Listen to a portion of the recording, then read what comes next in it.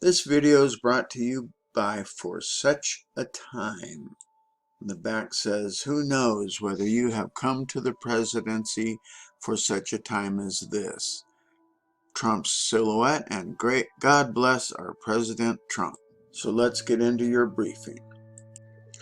All right, Rebels, today's briefing is from the Patriot Post from this article dated on March 25th by Harold Hutchison. How to make China pay for coronavirus cover-up. I'm sure you've seen this image, this meme on the internet. China lied, people died. It's very popular and it's very much accurate. So that's from this article. But the need to hold the People's Republic of China accountable for the coronavirus cover-up that cost American lives and lives all around the world. There is one question we need to answer. How? The good news is that there is a cornucopia of options, some of which were already being pursued.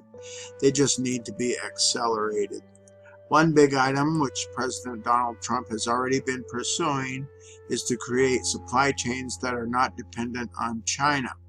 The coronavirus pandemic will accelerate that trend, and that will be very helpful on multiple fronts, job creation and lower strategic vulnerability among them. But this is not all we can do. Beijing needs more than just a hit in the pocketbook. It needs to be diminished on the world stage and humiliated over the cover-up. Beijing lied, people died, and its communist leaders are playing the race card to suppress criticism in the United States. That cannot be permitted to stand. Part of that effort might be the bicameral legislation introduced by Senator Josh Hawley, Republican Missouri, and Republican Elisa Stefanik, Republican New York. Representative Elisa Stefanik.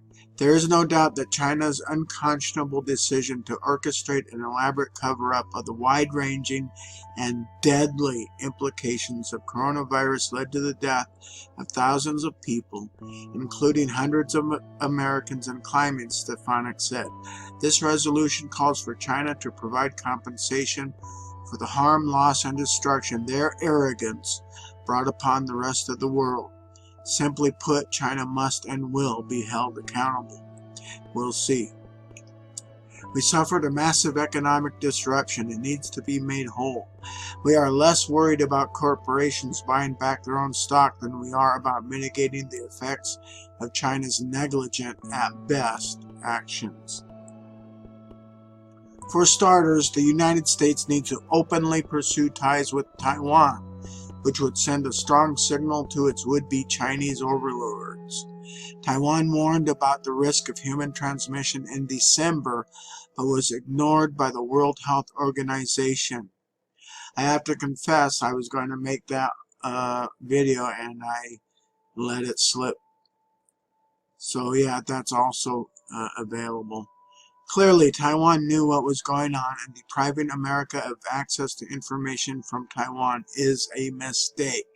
Yes, the United States also needs to demand Taiwan receive full membership in organizations like the World Health Organization, as Taiwan, not the Chinese Taipei moniker Beijing demands.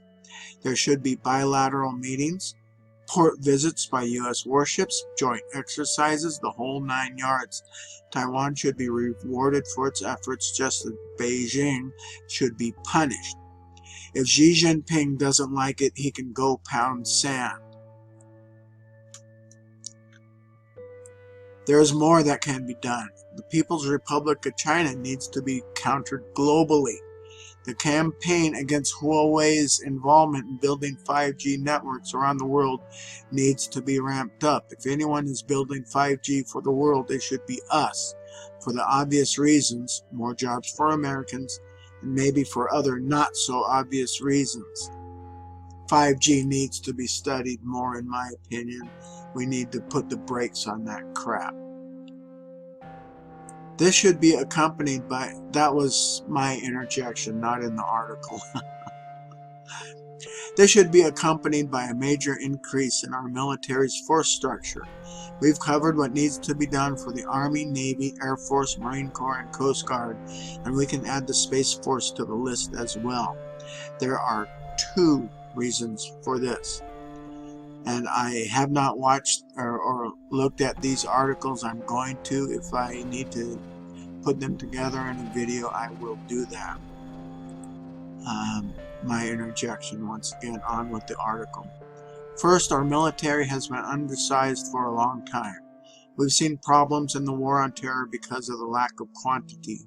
More importantly, a potential military conflict with China will be in the air, in space, and on the sea. That requires a very different military than one intended to combat terrorism motivated by radical interpretations of Islam.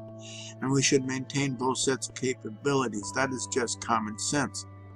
And that's also a little nonsense BS there, because it's not radical interpretations of Islam, it's accurate interpretations of Islam that leads to terrorism. I guess that's a video for some other time. But another problem is that because we haven't had budgets, we haven't been able to do long-term maintenance on our Navy, and that now that we have responsible government and we can put together budgets, the budgets will allow us to maintain our naval ships a lot more reasonably. And that's not part of the article, that's just something I've read elsewhere. Second reason is because a more powerful American military will hurt China's position in the world. Why? Because as the gap grows, the butchers of Beijing will face the need to keep up with the Americans. But they will have dwindling economic power to make that happen, and it will put them in a bind.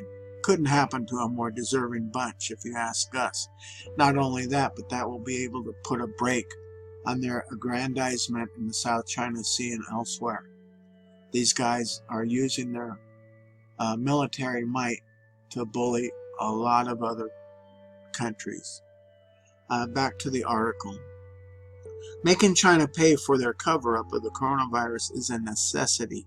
It should be a full-spectrum effort, hitting Beijing on every front possible. In this case, making an example of China will hopefully encourage better behavior. I wouldn't expect better behavior from China or Xi Jinping, but they must be humbled. The only problem with that is that because of their power structure, that might lead them to lash out. So in that case, we also need a better military structure. Okay, so anyway, rebels, that's your briefing. Go forth and speak freely.